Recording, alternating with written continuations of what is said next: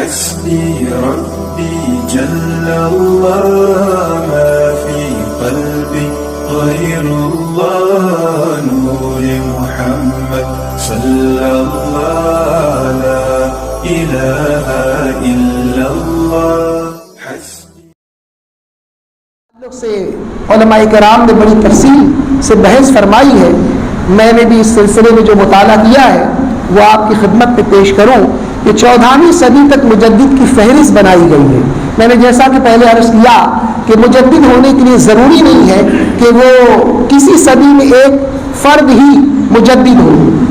کئی افراد مجدد ہو سکتے ہیں اور بعض یہ بہت شاذ کیس میں ہوا ہے, بہت شاذ حالت میں ہوا ہے. غالباً صرف پہلی صدی کے تعلق سے ہے کہ پہلی صدی کے جو مجدد تھے وہ حضرت سیدنا عمر بن عبدالعزیز رضی اللہ تعالیٰ عنہ تھے. اور آپ کی ذات پر اتفاق ہوا, پوری امت کا اتفاق ہے اس بات پر کہ پہلی صدی کے مجدد تھے حضرت سیدنا عمر بن عبدالعزیز رضی اللہ تعالیٰ عنہ. اور بعض علماء نے آپ کے تعلق سے کہا کہ پوری دنیا میں آپ تنہا تھے جو اس وقت پہلی صدی کے مجدد تھے. لیکن بعد کی صدیوں میں جو ہے علماء نے اور لوگوں کو مجددین کی صف میں شامل فرمایا. حضرت بدر ملت حضرت علامہ مفتی بدر الدین صاحب رحمۃ اللہ تعالی علیہ نے اپنی کتاب سوانح اعلی حضرت میں جو ہے ایک اشکال نقل کیا ہے اور ایک استثناء نقل کیا ہے. قاعدے کا ایک استثناء نقل کیا ہے کہ اس قاعدے سے مستثنیٰ ہے حضرت سیدنا عمر بن عبدالعزیز رضی اللہ تعالیٰ عنہ کی ذات. حضرت عمر بن عبدالعزیز کی پیدائش سن ہجری 59 میں ہوئی اور آپ کا وصال ایک روایت کے مطابق سن ہجری 100 میں ہوا, ایک روایت کے مطابق سن ہجری 101 میں ہوا اور ایک روایت کے مطابق سن ہجری 102 میں ہوا. تو آپ کو جو ہے دوسری صدی کا مجدد ہونا چاہیے, اس لیے کہ آپ کی پیدائش پہلی صدی میں ہوئی اور آپ کا وصال یا تو دوسری صدی جب ختم ہوئی اس وقت ہوا یا اس کے 1 سال بعد ہوا, پہلی صدی ختم ہونے کے بعد, اور اس کے 1 سال بعد یا 2 سال کے بعد ہوا. تو ہونا یہ چاہیے کہ آپ کو دوسری صدی کا مجدد قرار دیا جائے, لیکن پوری امت نے متفقہ طور پر آپ کو جو ہے پہلی صدی کا مجدد قرار دیا ہے.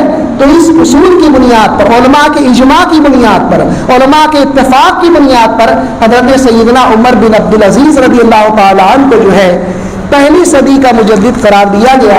اب ان علماء کے اسماء بھی سن لیں جو دوسری صدی ہجری اور تیسری صدی ہجری 14ویں صدی ہجری تک جو مجددین میں شامل تھے. میں نے جو ہے ان کا نام لکھا ہے اور یہ مختلف کتابوں سے تیار کیے گئے ہیں. پہلی صدی کے مجدد کا نام تو آپ نے سماعت فرما لیا. مجدد ہونا, اسی کے پر آج تھوڑی سی میں گفتگو کروں گا کہ اسلام میں مجدد کا کیا مقام ہوتا ہے. اور تاجدار کائنات حضور سید عالم صلی اللہ تعالی علیہ وسلم نے خود جو ہے اپنی امت میں ایسے افراد کی بشارت عطا فرمائی جو دین کی تجدید کریں گے, جو دین کو زندہ کریں گے. چنانچہ تاجدار کائنات حضور رحمت عالم نور مجسم صلی اللہ تعالی علیہ وسلم نے ارشاد فرمایا کہ اللہ تبارک و تعالی اس امت کے لیے ہر صدی میں ایسے شخص کو پیدا کرے گا جو دین کو از سر نو زندہ کر دے گا.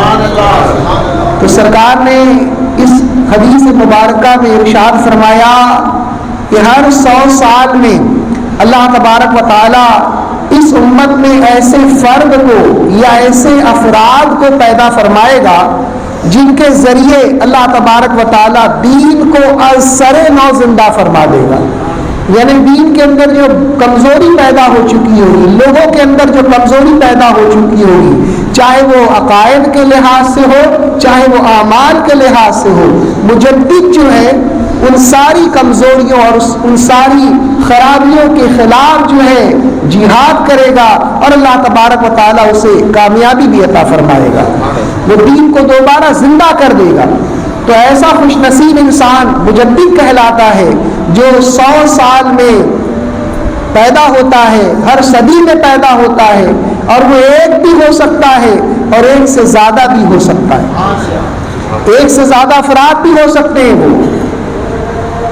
اور ایسے ہی لوگوں کے تعلق سے اقبال نے کہا تھا کہ ہزاروں سال نرگس اپنی بے نوری کو روتی ہے، ہزاروں سال نرگس اپنی بے نوری کو روتی ہے، بڑی مشکل سے ہوتا ہے چمن میں دید اور پیدا، بڑی مشکل سے ہوتا ہے چمن میں دید اور پیدا۔ میں نے جو حدیث مبارکہ پیش کی وہ صحیح حدیث ہے، امام ابو داؤد نے اسے سنن ابو داؤد میں نقل فرمایا، اور امام حاکم نے جو ہے اسے جو ہے مستدرک میں نقل کیا، اور اس حدیث کے تعلق سے فرمایا کہ یہ حدیث صحیح حدیث ہے، اور امام ذہبی نے بھی آپ کے فیصلے کو برقرار رکھا کہ یہ حدیث واقعتاً صحیح ہے۔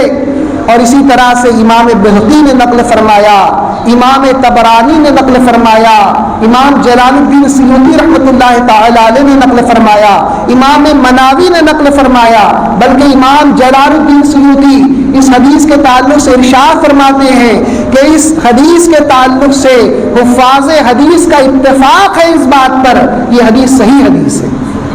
صرف ایک دو لوگ کا اتفاق نہیں ہے، حفاظ کی جماعت کا اس بات پر اتفاق ہے یہ حدیث صحیح ہے۔ اور غیر مقلدوں میں پیشوا ناصر الدین البانی نے بھی اس حدیث کو صحیح قرار دیا۔ تو صحیح حدیث سے ثابت ہو گیا کہ ہر صدی میں اللہ تبارک و تعالی ایک ایسے شخص کو پیدا کرے گا یا ایسی جماعت کو پیدا فرمائے گا جو دین کو اثر نو زندہ کر دیں گے۔ ان کا مقام و مرتبہ روحانیت کی دنیا میں کیا ہے؟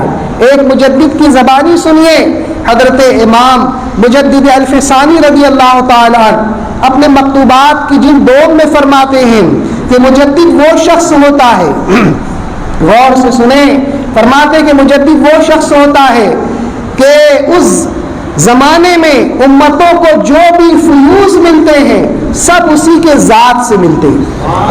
فرماتے فیض نہیں، فیوز، اور امت بھی امتوں کا لفظ استعمال فرما رہے ہیں کہ اس زمانے میں امتوں کو جو فیوز ملتے ہیں سب اسی کی ذات سے ملتے ہیں، اگرچہ اس زمانے میں غوث موجود ہو، اس زمانے میں قطب موجود ہو، اس زمانے میں ابدال موجود ہو، اس زمانے میں نجبا موجود ہو، لیکن سارے فیوز جو ہے وہ مجدد کے ذریعے امتوں کو پہنچتے ہیں۔ یہ مجدد کی شان ہے۔ اور خود میرے آقا نے جن مقدس نفوس قدسیہ کے تعلق سے فرما دیا کہ وہ دین کو زندہ کریں گے، تو ان کی فضیلت اور ان کے مقام و مرتبے میں کسی کو کیا شبہ ہو سکتا ہے؟ اب مجدد کس کو کہتے ہیں؟ اس میں تو مجدد کے تعلق سے فرما دیا کہ ہر صدی میں مجدد ہوگا، لیکن مجدد ہونے کے لیے شرائط کیا ہیں؟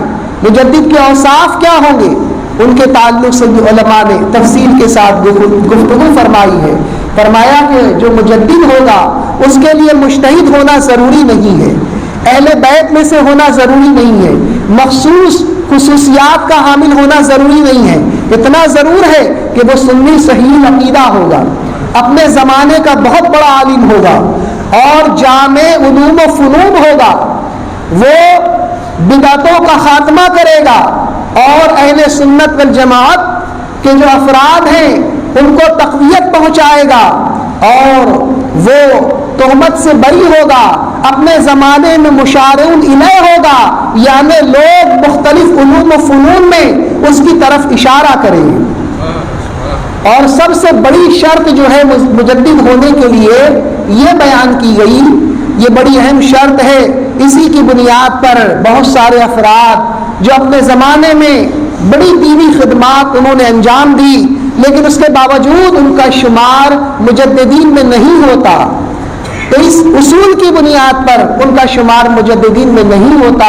وہ اصول یہ ہے کہ وہ گزشتہ صدی کے اخیر میں مشہور و معروف ہو اور آنے والی صدی کے اول میں وہ مشہور و معروف ہو، زندہ ہو اور لوگ اس کی طرف اشارہ کرتے رجوع کرتے ہوں، تو اس کو گزری ہوئی صدی بھی ملنا چاہیے، اس کا آخری حصہ، اور آنے والی صدی جو ہے اس کا ابتدائی حصہ بھی اس کو ملنا چاہیے۔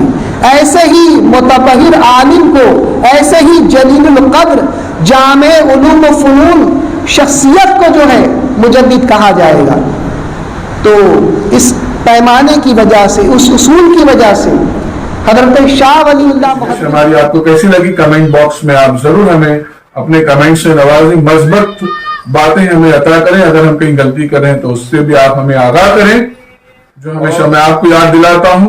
अब भी आप तवज्जो फरमाएं, नवाजिश होगी आप मेमार मिल्लत चैनल को सब्सक्राइब करें और लाइक करें। लाइक करने से नाजरीन ये होता है कि यूट्यूब चैनल इस क्लिप को, इस वीडियो को दूसरे व्यूअर्स तक फॉरवर्ड करता है। तो लाइक करेंगे तो एक अच्छी बात हम दूसरे तक पहुंचाने का नेक काम करेंगे और मेमार मिल्लत चैनल को भी ग्रो बारिश है। सब्सक्राइब जरूर करें और लाइक भी जरूर करें और हो सके तो शेयर भी करें। अस्सलाम वालेकुम रहमतुल्लाहि व बरकातहू।